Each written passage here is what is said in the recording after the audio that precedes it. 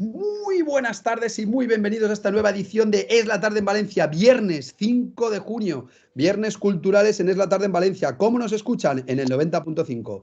¿Cómo nos escuchan? En la página web muy renovada, www.esradiovalencia.es. ¿Cómo nos escucha mucha gente también? Pues a través de las plataformas de podcast en otro momento.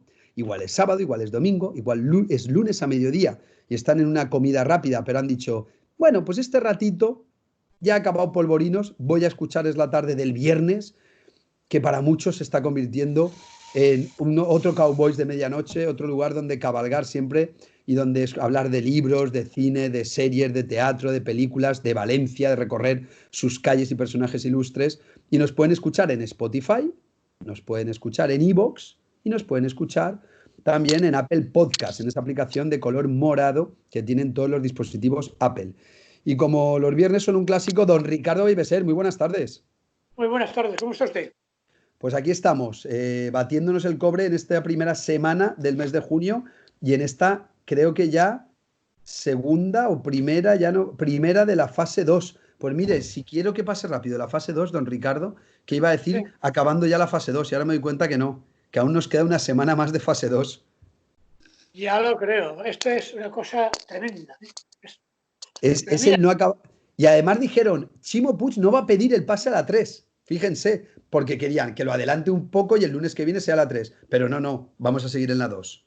yo desde mi punto de vista, la Generalidad lo está haciendo bastante bien. Hablo que el presidente Puig, yo lo Sí, veo así, sí, estamos sí, muy difíciles de tomar, decisiones muy difíciles las ha tomado. sí, no, la verdad es que la situación tampoco es compleja, tampoco es sencilla, es bastante compleja y es verdad que a mí en general Puig no me ha dado malas sensaciones, pero bueno, ya me da todo miedo. Don Paco Crespo, muy buenas tardes, ¿cómo está usted? Muy buenas tardes, amigos y oyentes. ¿Todo en ¿Cómo va orden? todo? Todo bien, todo bien. Seguimos ¿Sigue aquí. teletrabajando? Sigo teletrabajando y sigo bastante confinado. Salgo poquito. Pero a ver, bueno, presento al tercero del día, don Jesús Caro, muy buenas tardes. Presente, aquí estamos, inasequible al desaliento.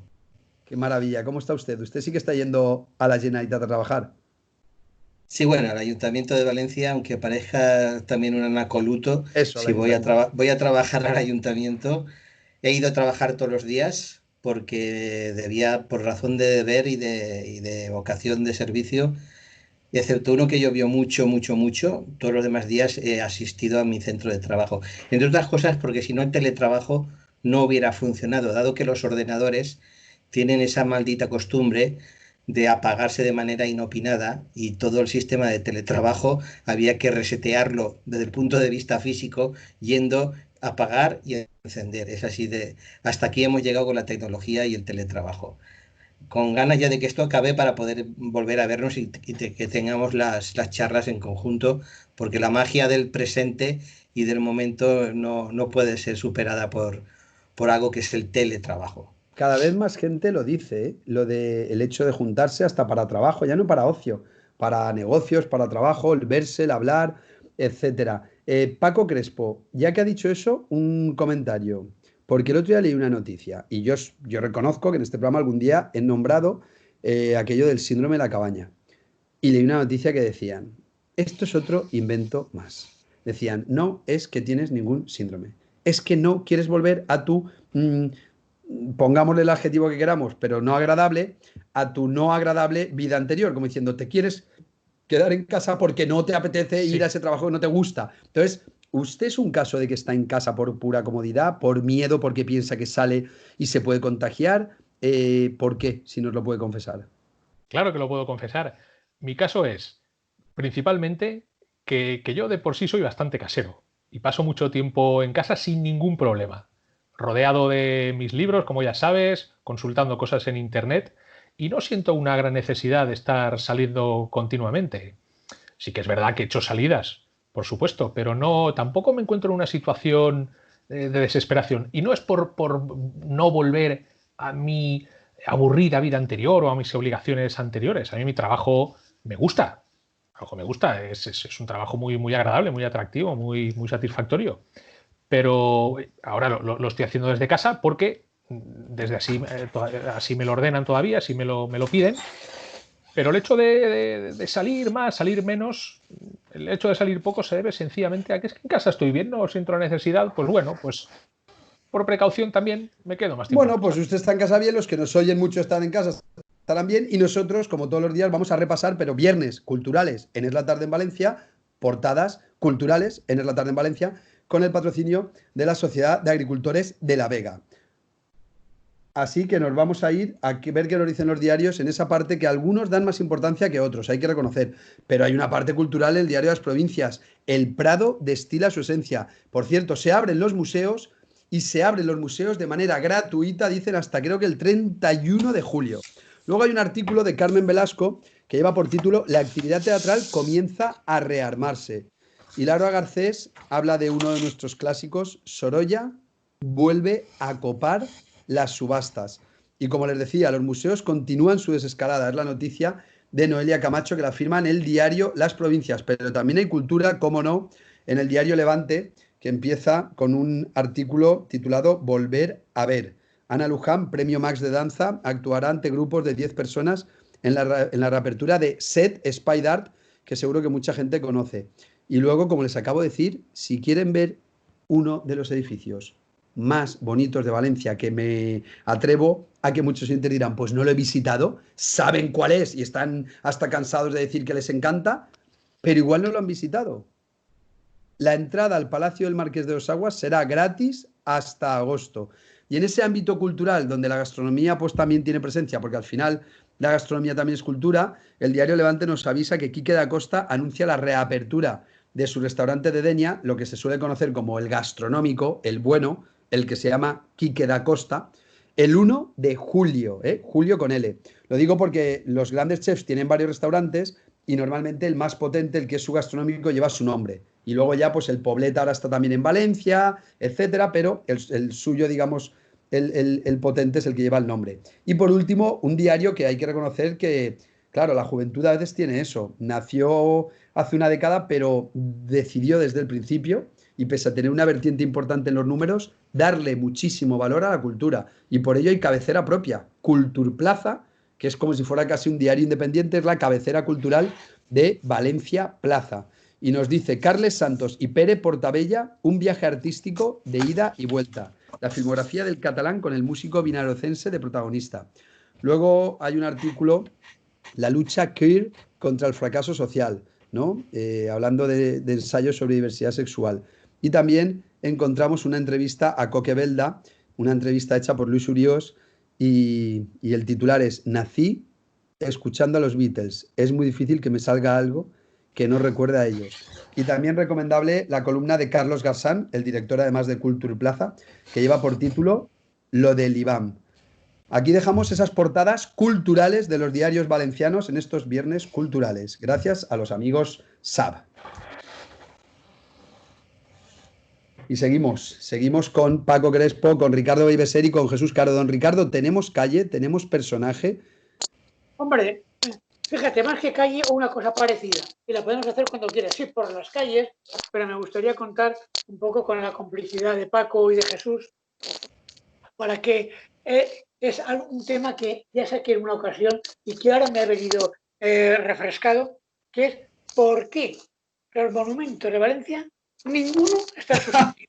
Y entonces quiero pero a ver, este tema genera debate y yo ya le digo, se supone que un personaje ilustre, muy ilustre, acabamos de nombrar en las noticias culturales a Sorolla, tampoco tendría sentido que tengamos la misma, como pasaba con el horno y con la carnicería. Calle, avenida Joaquín Sorolla. ¿Dónde está la escultura? A Joaquín Sorolla. ¿Dónde está el museo de Joaquín Sorolla? Quedaría como muy, sería algo como dicen, como muy kitsch, como muy recargado. Entonces se reparten.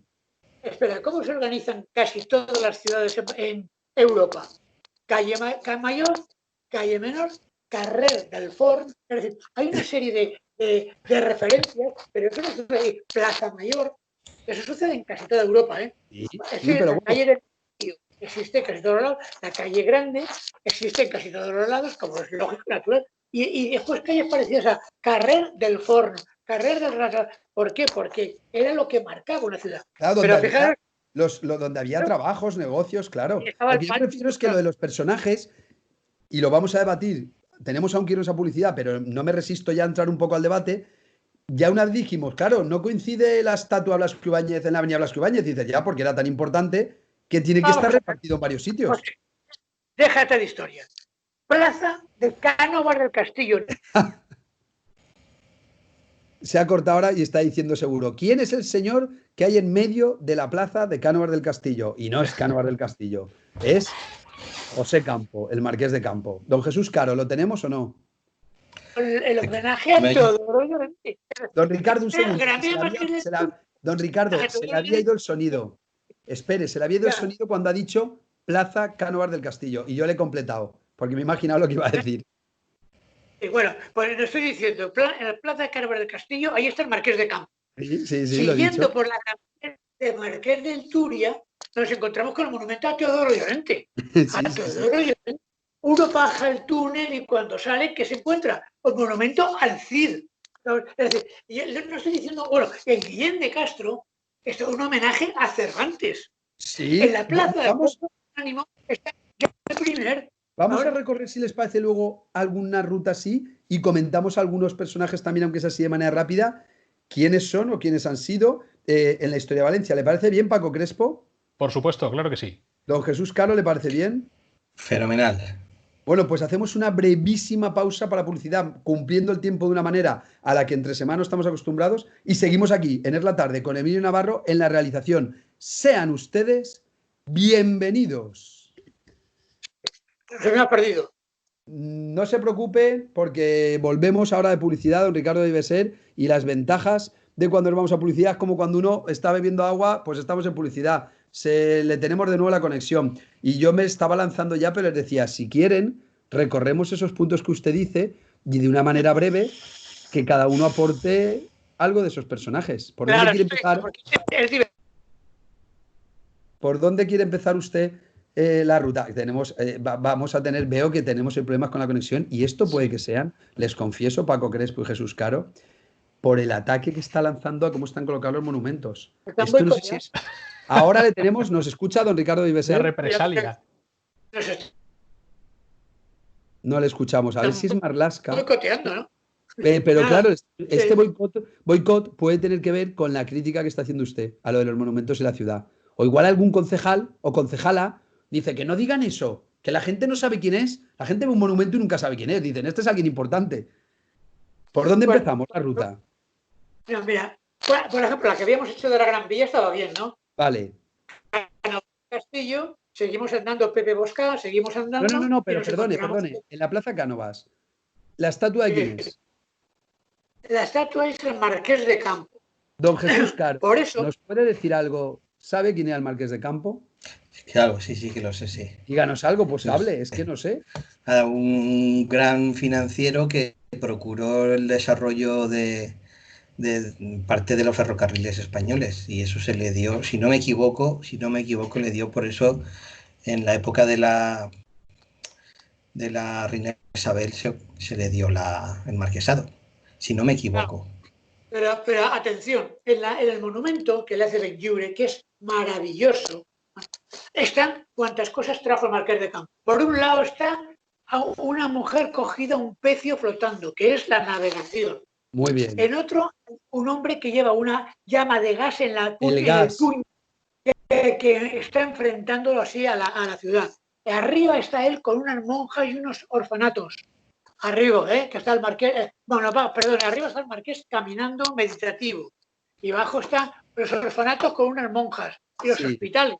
Es decir, lo que puso ahí es el gas, el ferrocarril, la navegación, los orfanatos y los hospitales. Figura desconocida, muy importante en la historia de Valencia y que ahora, esto parece un examen, estamos en época de exámenes, don Ricardo, parece que hagamos un examen. Paco Crespo, ¿me puede decir, y a la audiencia también, dónde está la casa del Marqués de Campo? La casa del Marqués de Campo, pues... No voy a ser capaz. Pues no pasa nada, le podemos suspender. Es el Museo de Valencia. El Museo de Historia. De Historia. Justo enfrente del Palacio Arzobispal, en esa plaza del Arzobispo. O sea, esa fue la casa del Marqués de Campo. Nada más y nada menos, una cosa muy humilde, es lo que alguna ministra llamaría solución habitacional, ¿no? Don Jesús Caro, usted que lo conoce también, es una casa sencillita, ¿verdad? Un pisito pequeño. Sí, sí, para no llamar la atención, porque ya se sabe. Sí. Eso fue una época dorada, todo lo que fue restauración y un poquito antes incluso de hacer que el fomento a la industria, al comercio, a la navegación, a la agricultura, formara parte del imaginario positivo y no impositivo que es ahora en lo que se ha convertido. Siempre tiene la palabra. Seguimos caminando por la Gran Vía, de la mano de Ricardo Ibeser. ¿A dónde nos lleva? Dejamos a Pepe Bosca a la derecha, seguimos caminando hacia el túnel y nos aparece el monumento a Teodoro Llorente. ¿Quién? El monumento a Teodoro Llorente, que está en la esquina con ya la anterior a Ruzafa, no. Está en la esquina con la calle Pizarro por un lado y la calle Taquígrafo Martí por el otro, rodeado de árboles que casi no lo dejan ver. Pero ¿quién fue Teodoro Llorente que en tantos pueblos de la Comunidad Valenciana tiene calle? Hombre, Don Jesús Caro lo sabe decir. Yo sé que Ricardo, no dudo que además como director del aula cultural del Ateneo, que Ricardo debe ser, poeta, académico, escritor, miembro del Consejo Valenciano de Cultura, todo esto lo sabe. Pero hacemos este pequeño examen de verano. Estamos en junio y es época de exámenes. Don Jesús Caro, Teodoro Llorente. Fundador de Periódico Las Provincias y prohombre de la Renaissance valenciana. La Renaissance valenciana. Y ahora Paco Crespo nos diría algo de él o de quién era su alter ego en esa Renaissance valenciana. ¿Quién iba también con él de la mano? Bueno, pues creo que voy a sacar otro cero. Es que me estás preguntando de cosas que no son. Con lo que lee, que sabe mucho más que yo esto me lo sepa. Sí, bueno, esto creo que me lo sé. Me voy a lanzar y que me corrija Ricardo Jesús Caro. Yo lo relaciono mucho por esa Renaissance valenciana, esas letras, ese arranque cultural, ese diario de las provincias con Constantí Llombart. Constantí Llombart, sí. Como cuando se jugaba al... Ay, se nos ha ido el sonido. Se nos ha perdido, se nos ha ido el sonido primero, pero luego ¡pop! Ha saltado. Jesús Caro, ¿usted lo relacionaba también con Constantí Llombart? Sí, y con esa época que se construye tan bien. Del principio también todo lo que tiene que ver con el ensanche, el primer ensanche y luego el segundo ensanche. Los grandes palacios que traen influencias parisinas. ¿Sí? Y se intenta reproducir aquí pues los faubourgs del propio París. Muy bonito, una época muy bonita a mi juicio. Bastante calmada, todavía no fue el momento, no había llegado todavía el momento del desarrollo industrial y por consiguiente no había las tensiones sociales que en cosa de 20 años después, 20, 25 años después se empezaron a producir en España, claro. Don Ricardo Iberser, dejamos a Teodoro Llorente y ¿a dónde nos vamos? Vamos a ver. ¿Vamos a alguno del que yo pueda decir algo? Mira que sabe, Como se ha cortado, yo no sé que hay algún problema. Hemos hablado de Teodoro Llorente y yo lo he puesto en relación, que yo lo relacionaba mucho con Constantí Llombart. Y yo le estaba diciendo que no. Vamos a ver, Llombart nunca soportó Llorente y Llorente Llombart. Porque Llombart siempre decía que Llorente representaba a la naftalina de las sacristías, que olía incienso. Eso era la crítica que le hacía a Llorente. Claro, es que el incienso huele fenomenal. Si no me equivoco, Llombart era un pro republicano. Claro, más republicano, claro. Socialista. Claro, cada uno era una tendencia. Claro. Ahí el socialista más socialista de la Iglesia es Ricardo Semper. Ahí hay varios Ricardos interesantes, pero vamos, son los más brillosos. Llorente representa el academicismo, digamos, rancio, pero es que se hacía llevar en poltrona, que le llevaban a multitud en el aire. Como en silla gestatoria. Sin duda. Es espectacular. Pero eso es verdad. Pero ¿y por qué? Porque esos aires de grandeza. Perdona, en loor de multitud, no en olor de multitud. No, es loor, con doble O, efectivamente. Efectivamente, muy bien esas palabras que engañan. Sí, porque el olor de multitudes es algo muy diferente, ¿verdad? Y bastante desagradable. Claro. Sí, sería el olor 8 de marzo. ¿Ha oído don Ricardo? Cuidado. ¿Ha oído a Jesús Caro? Ay. Sí, en los tiempos de los juegos florales valencianos, de la Rat Peinat y tal, todo lo ganaba Teodoro Llorente. Teodoro Llorente es una cosa. Bueno, pasamos a Teodoro Llorente, que es el pensamiento reaccionario el valenciano es el que representa, pero también el pensamiento de progreso, de futuro, de industria y navegación. También, bueno, seguimos caminando por la Gran Vía y nos metemos por el túnel, pasamos por debajo de las playas de Renfe y que nos encontramos al Cid Campeador. Lo que sería la Plaza España. Claro, pero al Cid antes de la calle Campeador. San Vicente. Es verdad que ahí nadie lo ve, porque como... No está en la Avenida del Cid. No. Nos aparece el Cid Campeador. Y digo, también tiene que estar fuera de su sitio. Por cierto, hemos dicho Teodoro Llorente y Gran Vía. Pero es que en la plaza de Teodoro Llorente habrá sitio más propio para poner la estatua que la plaza de Llorente. ¿Sabéis quién está? El Españoleto. Porque esa plaza está al lado del Temple. Es lo que... es la plaza de al lado del Temple, correcto. Temple. Sí. Calle Gobernador Viejo, la iglesia, el Temple, la antigua, la delegación del gobierno. Es tremendo. Y a la calle de Guillén de Castro está Cervantes. Pero eso es a la altura de la escuela Cervantes que está enfrente, creo. Bueno, bien, lo que tú quieras. Pero bueno, es que al lado está el Palleter y no está en su calle. El Palleter, por cierto, preciosa la escultura. El otro día yo le hice una foto, pero son esos jardines, ahora podríamos decir, selva amazónica de Guillén de Castro, es una especie de selva que también tiene su romanticismo, que hay justo pegaditos a la iglesia de Santa Úrsula y las Torres de Cuarte. Por cierto, una pregunta que les hago, ya que ahora mucha gente está en chalets, en campos, intentando salir, fase 2, fase 3, Jesús Caro, Paco Crespo, Ricardo Viveser, ¿qué prefieren? ¿El clásico jardinero semanal que, como yo digo, parece que el césped se corta con uñas de cortar, con tijeras de cortar las uñas de los pies, todo perfecto?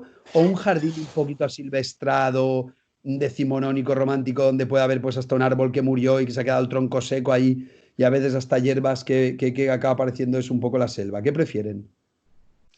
Yo prefiero Paco, el jardín inglés. Sí, yo prefiero el jardín ordenadito, como tú has descrito, con el césped bien rasuradito, todo bien medito, muy pisable, muy ordenadito. Es lo que yo prefiero. O sea, usted incluso con bonsáis, así todos redondos, o bots de estos, o como se llamen, o box, todos recortados perfectos. No creo que llegase a los bonsáis de Felipe González. Sabía que le iba a decir. Sí, claro, es que me lo has puesto muy fácil. Podríamos nombrar hasta Zapatero, como le explicaba a un político extranjero, no recuerdo bien, el amor que tenía a los bonsáis Felipe González con un inglés macarrónico. Para decir que todo estaba lleno de bonsáis, dijo everybody bonsai. Everybody bonsai, sí, y decía ahí everyday bonsáis, como diciendo, no hacía otra cosa, ¿no?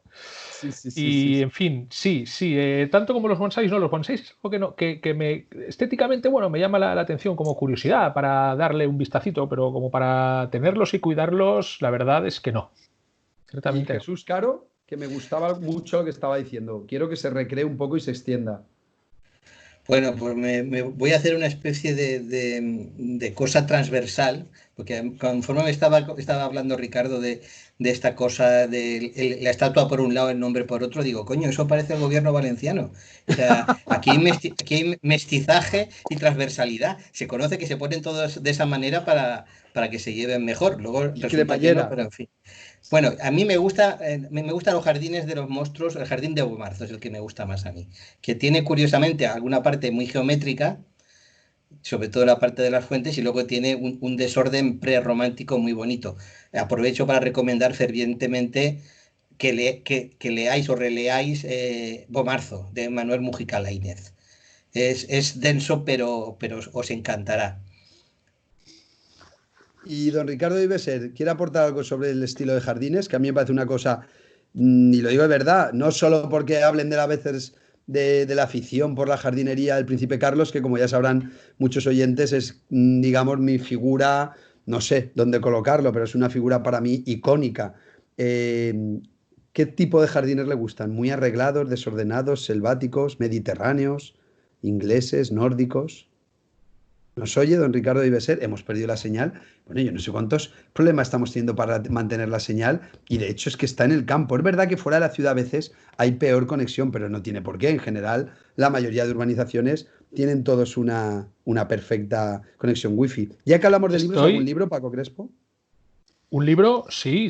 Tengo aquí al lado un libro que he elegido a plena conciencia.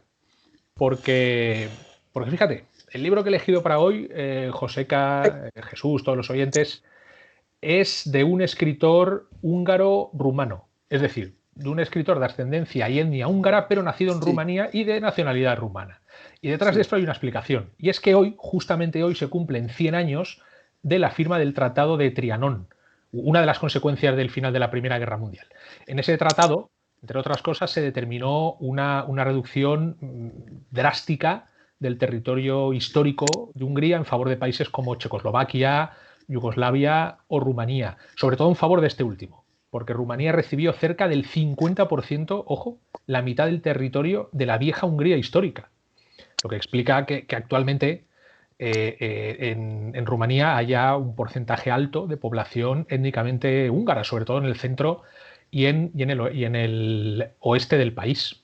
Y este es el motivo por el que he elegido para hoy un libro del escritor húngaro-rumano Attila Bartis, titulado La calma, editado por la editorial Acantilado. Este es es un escritor de ascendencia húngara que vive en Rumanía como consecuencia, o que es de nacionalidad rumana, como consecuencia de ese Tratado de Trianón del que hemos hablado. Y bien, esta es una novela que relata una relación muy extraña, muy poco saludable además, entre una madre un tanto perturbada y su hijo, que es escritor. La madre es una antigua actriz, y esto nos sonará de una película, la que todos conocemos seguro.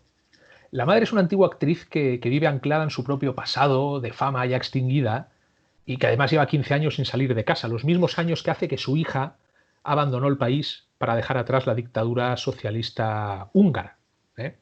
Esta novela transcurre durante los últimos años de la dictadura comunista de Hungría. Por su parte, el hijo, incapaz de apartarse de su madre, es también incapaz de desarrollar su propia vida con libertad y mantener relaciones estables. Incluso de alguna manera se convierte en cómplice del autoengaño de su madre, al ser él quien escribe las cartas que la madre cree recibir de su hija desde el extranjero. La hija desapareció, no se pone en contacto con la familia, con la madre, sin embargo el hijo escribe cartas como si fuera la... ¡Qué barbaridad! La, ¡Qué la hija. enrevesado!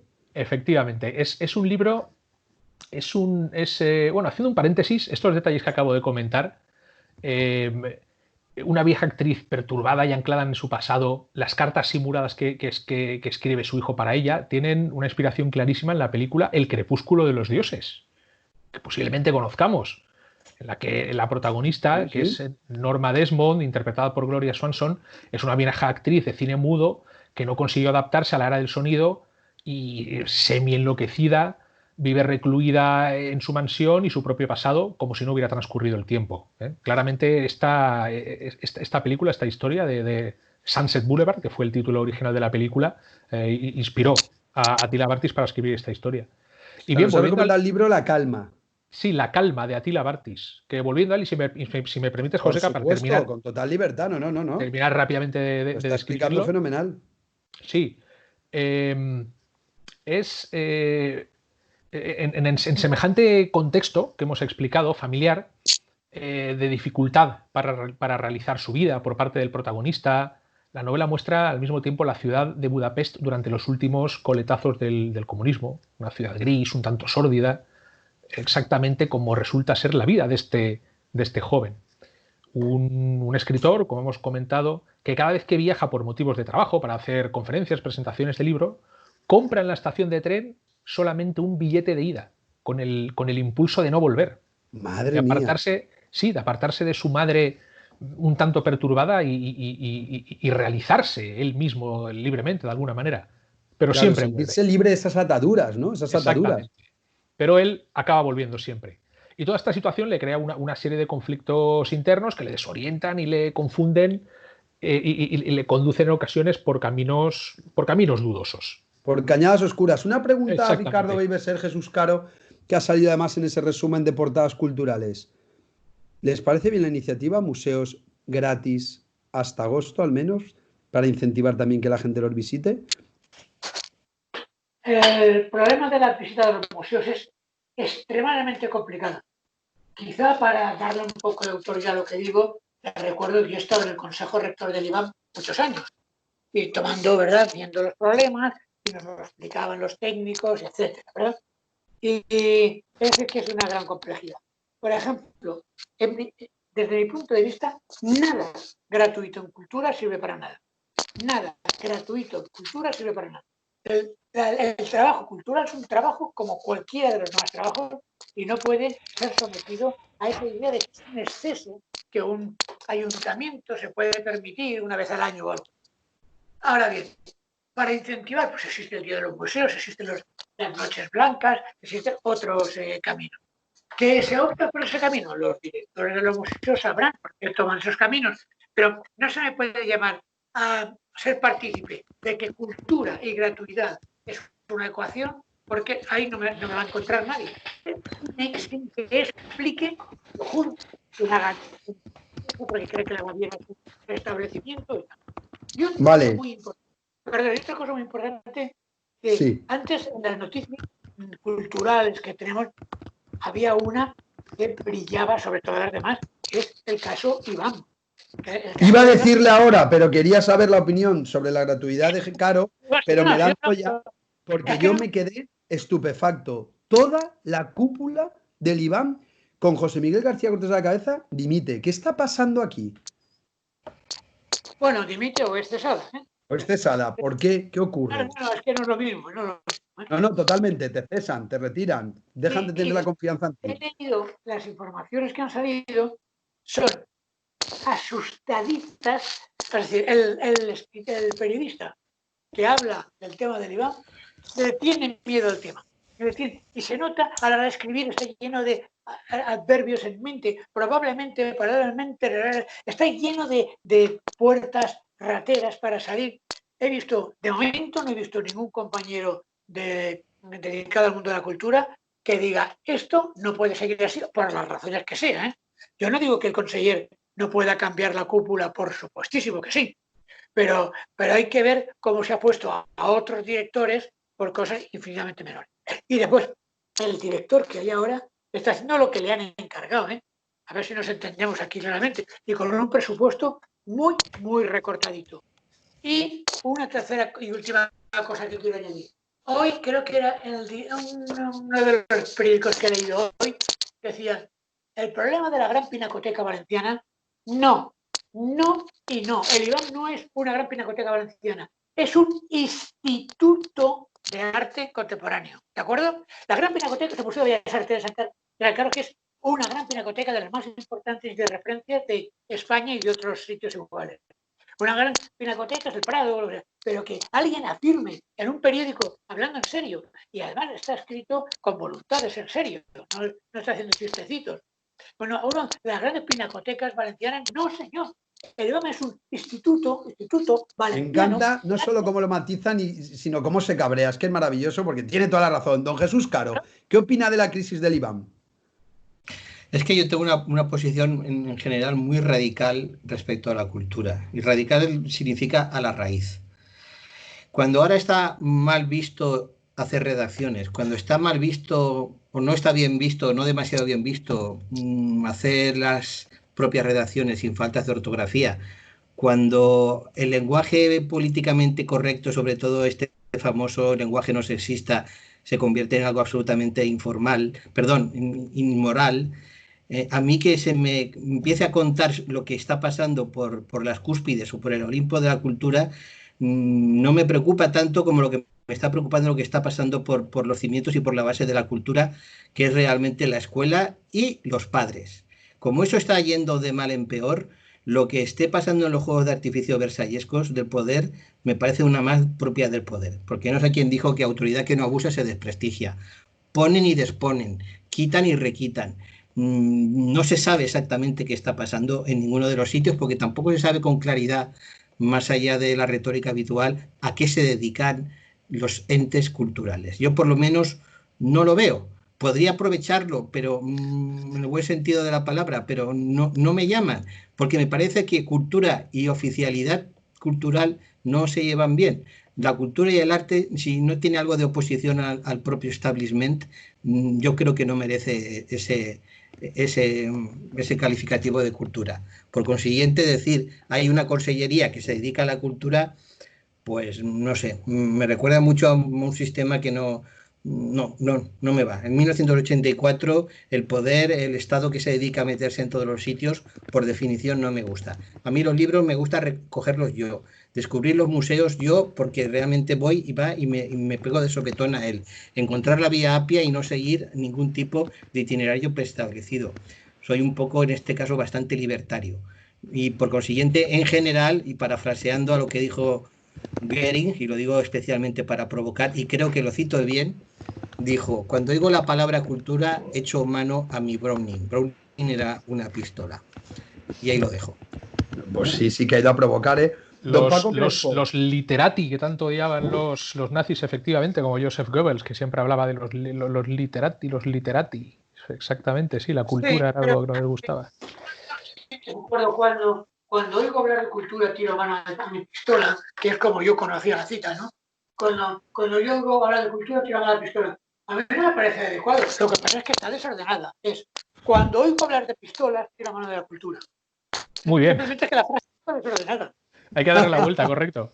Bueno, ¿qué les parece? Adelante, Paco, que les iba a lanzar otra noticia muy buena, yo creo muy positiva, a ver qué les parecía. Pero Paco Crespo. Sí, hablando de todo esto, recomiendo rescatar un artículo que se publicó en el Levante hace ahora un poquito más de 3 años. Lo publicó Juan Lagardera, que se llama... Juan Lagardera, buen amigo. Sí, pues él fue su autor y es un texto muy, muy interesante que se llama Alta Cultura y Ruzafismo. Ruzafismo, él conoce además muy bien ese barrio de Ruzafa. Es decir, diferenciemos entre lo que es alta cultura y lo que son, pues, manifestaciones, llamémosla artísticas si queremos, pues, de un individuo o de un grupo de personas cualquiera que a lo mejor con demasiada presteza se autodenominan artistas, ¿no? El artículo está disponible en internet, cualquiera lo puede buscar. Perdona, Juan Lagardera, ahí, por lo que me cuentas, sale a defender su propio negocio, lógicamente, porque él lleva el Centro Cultural de Ruzafa, ¿no? Donde se organizan presentaciones de libros, de debates y tal. Bueno, calma.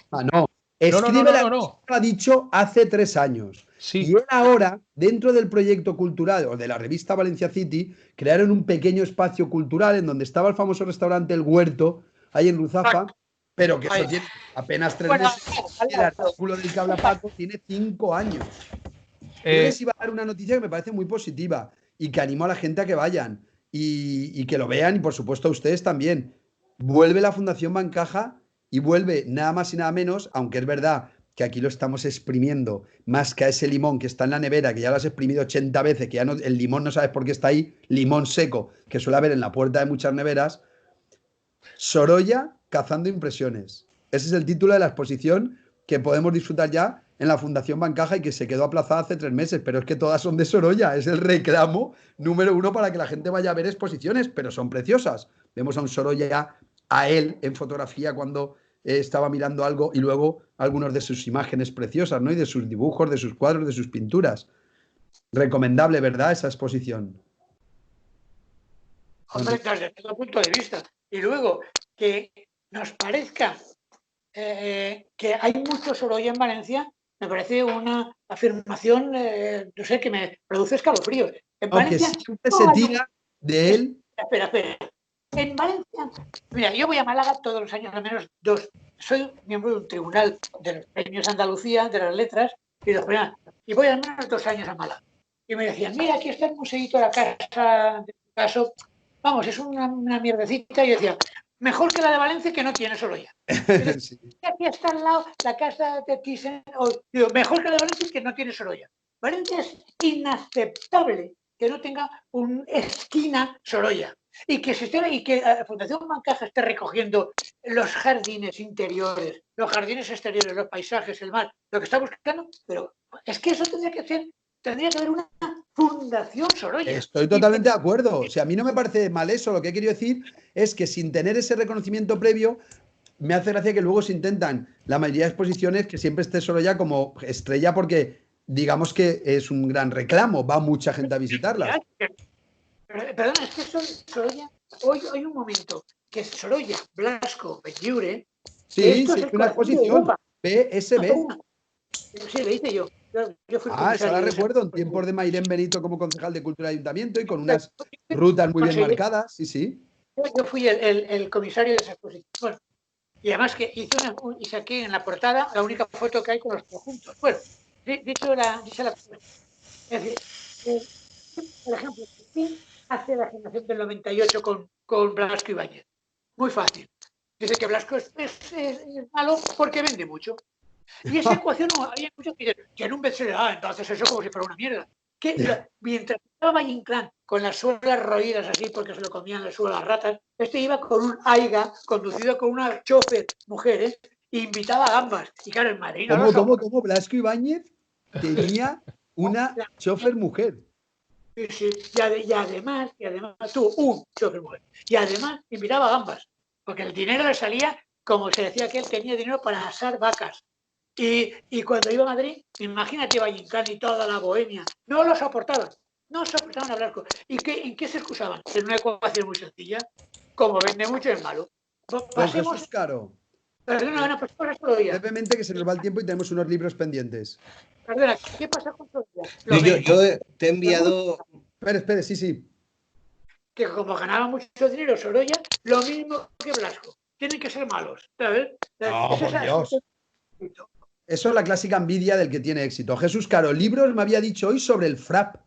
Sí, sí, porque además son libros de alguien que militó realmente en el FRAP y como ha estado muy de moda lo del FRAP y tú eres hijo de tal y tú eres hijo de cual, pues qué mejor que leer a alguien que escribió en primera persona, porque lo vivió, que se llama Tomás Pellicer, que luego pone ahí la dirección digital que tiene y se puede leer. Hay dos libros que representan, sobre todo uno que se llama 1975, exactamente lo que fue el momento político, sindical y universitario. Aquí Ricardo lo tiene que recordar a la perfección. Está escrito desde el punto de vista de una chica y lo hace, Tomás Pellicer lo hace especialmente bien. Y es de las cosas más bonitas que he leído en cuanto que toda la ingenuidad y también y toda la torpeza y toda la cutredad. Yo, siendo por supuesto más joven que la protagonista de la novela, lo viví y yo iba leyendo y lo recordaba el otro día cómo leía determinadas noticias en las provincias de una bomba que habían puesto en la Casa de América, que estaba por ahí por la Plaza Manises, o otro intento de robarle el CEDME a un soldado vigilante que estaba en Capitanía General, que le salió también mal. También cómo se intentó robarle una recaudación a un cobrador de aquel momento Saltum, y todo eso está muy bien explicado para ver por lo menos lo que fue en Valencia la torpeza en definitiva y ¿qué te diría yo? Pues una ideología absolutamente influida por lo que en aquel momento se llevaba, que era una especie de ¿Y? extrapolación del castrismo y la fantasía de pensar que se podía hacer algo parecido a una revolución. La gente se lo tomaba, la gente que estaba en eso, se lo tomaba absolutamente en serio. Y de hecho la representación de lo que era el FRAP, de su bandera, contenía el famoso AK-47, que es el fusil de la guerrilla de toda la vida, el que es de rigor.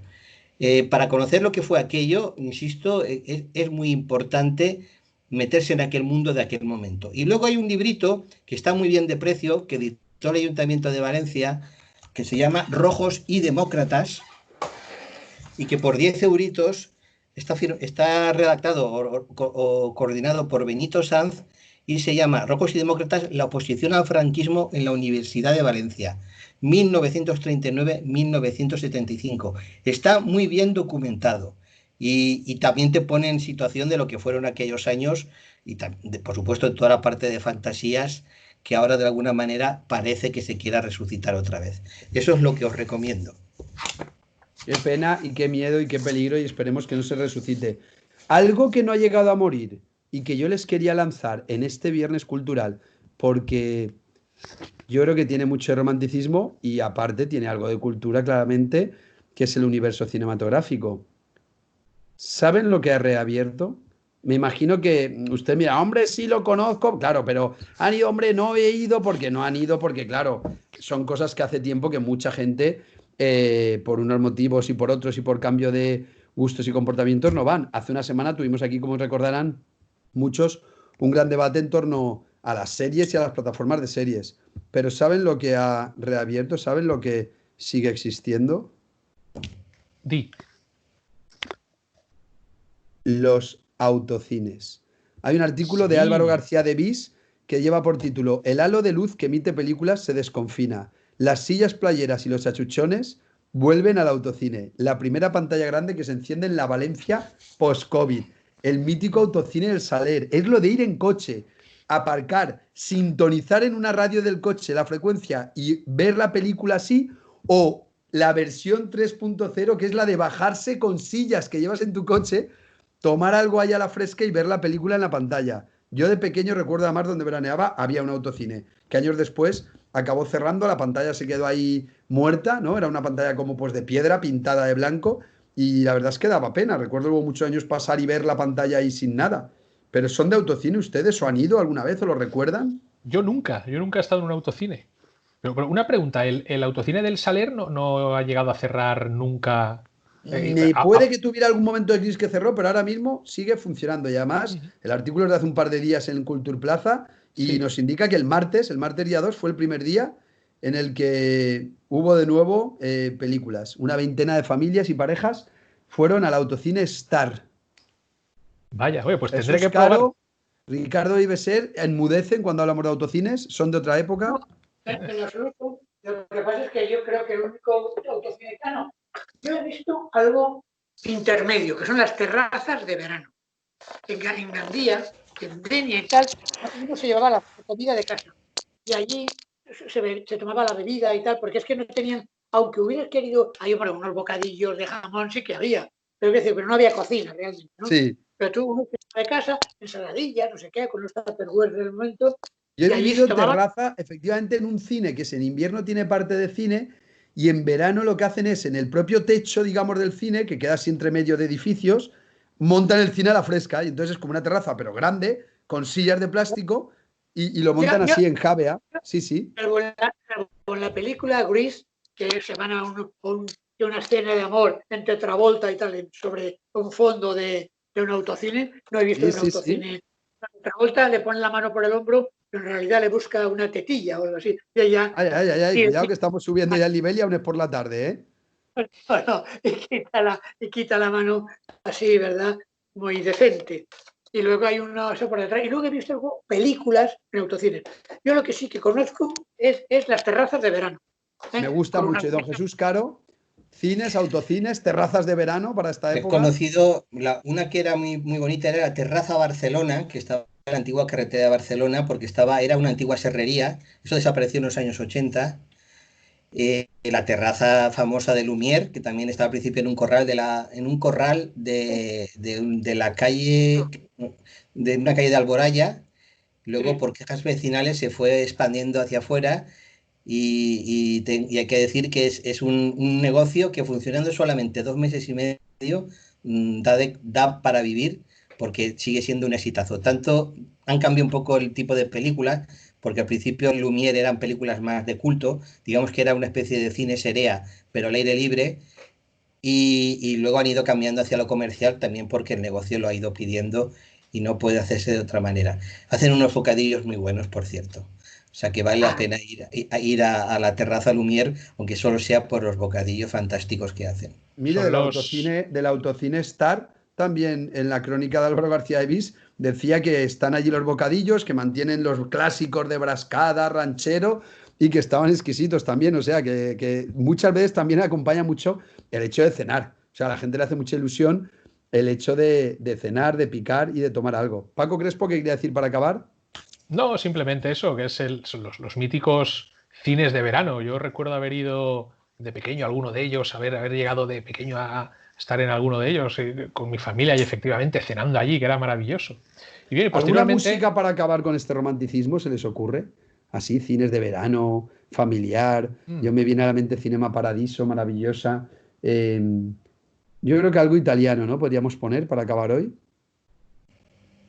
No lo lo sé. que vosotros queráis. Don Jesús Caro, ¿me apoya? ¿Algo italiano? Sí, sí. Pues seguro que nuestro control La, técnico, la música de Cinema Paradiso. pues La con esa música misma. de Cinema Esa misma, Paradiso. si queréis. Don Ricardo Viveser, ha sido un auténtico placer este viernes cultural tenerle aquí de nuevo con nosotros. Encantado que me invite, encantado. Paco Crespo, muchísimas gracias. Muchas gracias a ti y a todos los demás. Y Jesús Caro, un abrazo muy fuerte y gracias como siempre. Hasta la fase 3 siempre. El lunes estaremos aquí, será fase 2, pero seguiremos aquí, 7 de la tarde, es Radio Valencia 90.5 y en la página web. Ya lo saben, disfruten del fin de semana, tranquilidad, escuchando siempre Es Radio, sean directos, sean podcast, pero siempre en nuestra sintonía y a su lado. Gracias a Emilio Navarro en la realización y por supuesto que Dios les bendiga.